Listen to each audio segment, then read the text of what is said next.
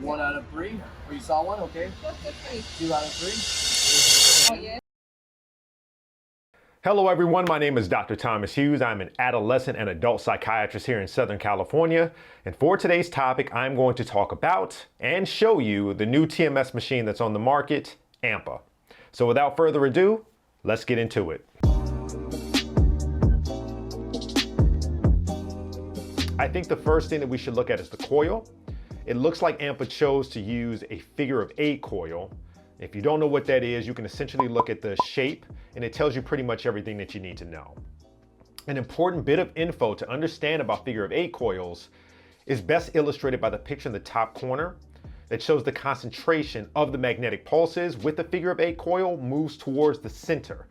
So you really have to make sure that you pay attention to the placement and the angle that you're administering treatment on someone's head. So not only did they go with a figure of 8, but it looks like they chose the butterfly shape of the figure of 8 coil, whereas most of the coils on the market are flat. If you take a look here, this is what I call flat, and this is what I call butterfly.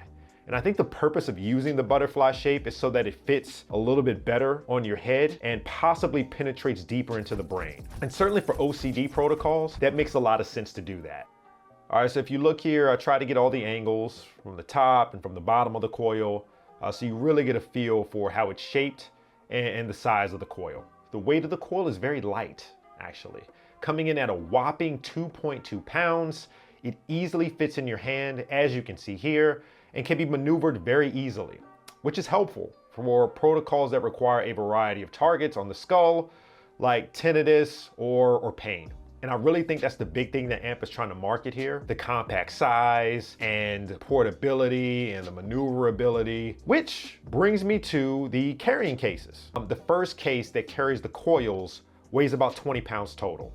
The second case that carries the pulse generator weighs 60 pounds total.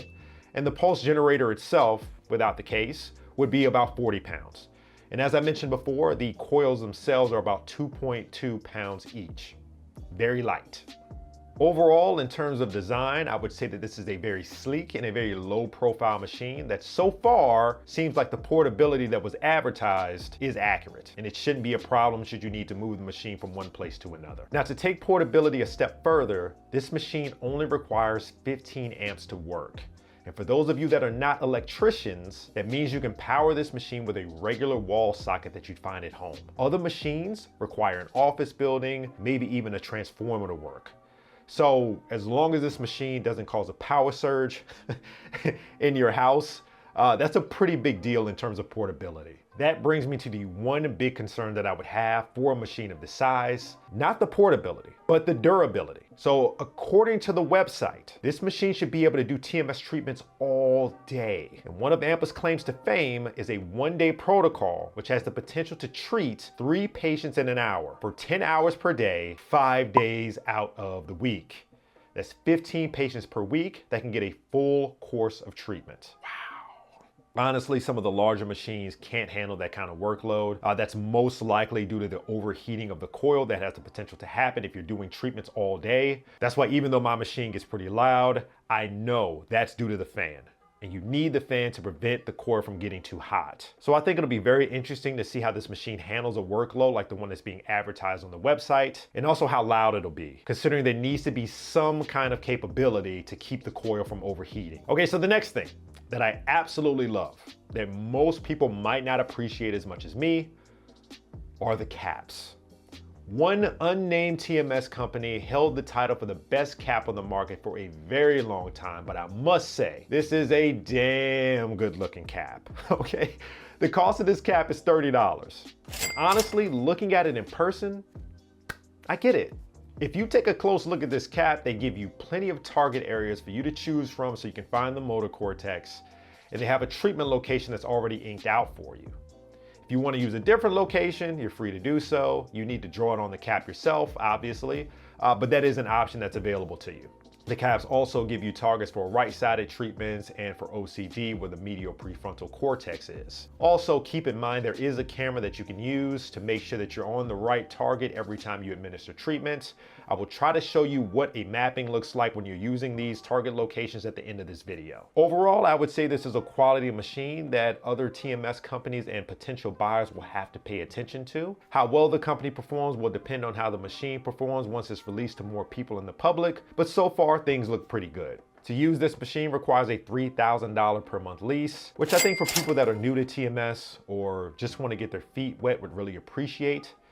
It's a month to month, so low commitment. You can always opt out if the TMS business is not for you. For somebody like me though, I prefer the option to buy just to reduce the overhead. Honestly, I don't like the idea of getting another monthly bill. Again, why? You said it, the rent is too damn high. I think AMPA's argument is that if you look at the lifespan of a TMS machine over time, it's actually worth it. You actually save money by using a lease. So I know that I'm just complaining. Stop whining. And it's more of a preference thing really, but it's a personal preference and that's just how I am. I think that if I actually got the AMPA machine, I'd probably forget all about it and just get used to it. Other things to consider are integrative tools. I don't know if AMPA already has partnerships with other companies for say EEG or EMG or MRI guided TMS. Me personally, I am more of a bells and whistles guy. I like using a head tracker. I don't really like using caps, but again, that's a personal preference for me. I like using the MRIs if I'm doing accelerated treatments. Again, that's just personal preference. In the future, if they don't have it already, I would like to see them give the option to add some bells and whistles.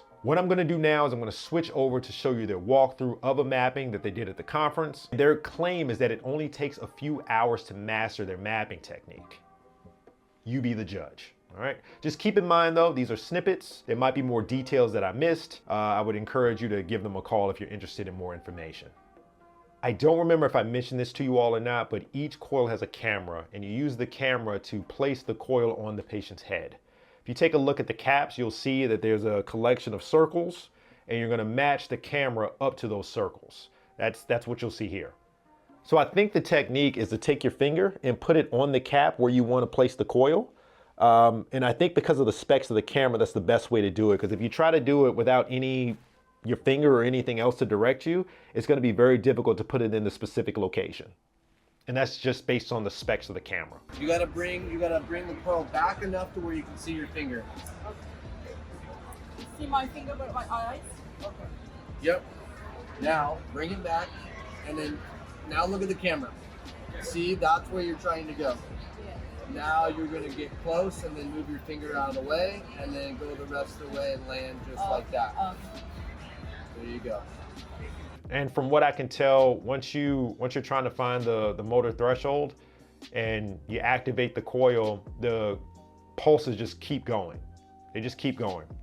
And what you're looking for is that 3 out of 5 or 3 out of 6, whatever percentage that they're recommending.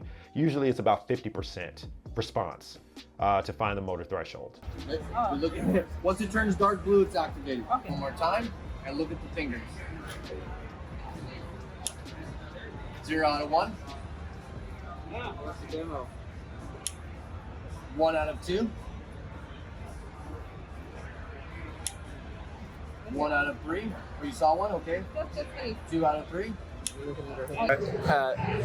Straight into the head and not tilting to the side one way or the other. Right. One of the things I'm doing wrong here is I'm doing it this way. You want to? See, and I didn't notice this before, but I see what he did there now. Like he changed the angle at which the coil or the camera is being pointed. Because when you move the coil and you're looking at somebody from the top down onto their head, it's very difficult to tell if you're going in the same direction every time you move the coil. So it looks like you can change the camera to make sure that you're going in a specific direction when you're trying to find the motor threshold. Okay, so I hope this video was helpful, especially for people that were not able to make it to the conference this year, or for people that are just interested in TMS, generally speaking. All right, if you have questions about the AMPA TMS machine, I am probably not the best person to go to answer those questions. So I encourage you to visit their website at ampahealth.com. And you can always leave a comment below and I'll try to answer any questions as best I can. Good luck to AMPA. All right, I think it was a successful launch in my opinion. I hope things go well. The better these TMS companies do, the better the providers do, and the better the patients do. All right, well, that's all. Take care.